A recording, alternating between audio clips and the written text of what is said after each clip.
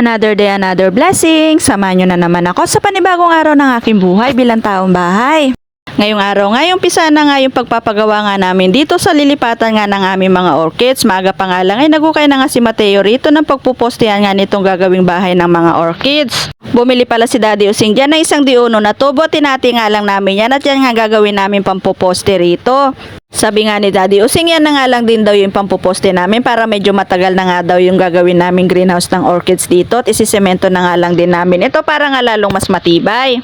Kinukuha na nga ni Mateo dito yung screen dito nga sa dating pinagtaniman nga ng mga orchids. Matibay pa kasi yung mga screen na yan kaya yan na nga rin lang yung gagamitin namin dito sa panibagong greenhouse ng mga orchids. Mas magiging maganda nga yung pwesto dito ng mga orchids namin. Ngayon gawa nga ng tuwing umaga nga, dito nga talaga yung direct ng sikat ng araw kasi doon sa dating pwesto nga ng mga orchids, halos talagang hindi sila nasisinagan ng araw.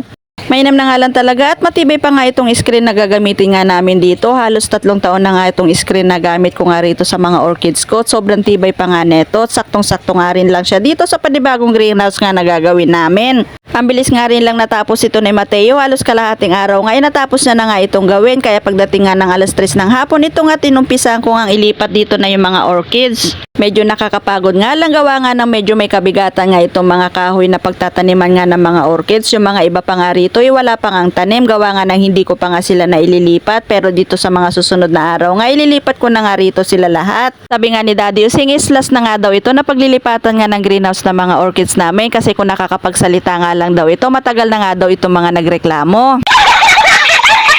Aminin nyo, sa mga kagaya ko nga rin na plantita, ganito nga rin kayo, napalipat-lipat nga rin yung pwesto ng mga halaman.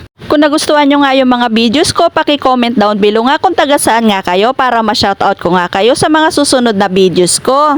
At finally nga, konting ayos na nga lang at magiging maganda na nga ulit itong panibagong bahay ng aming orchids. Thank you, follow for more!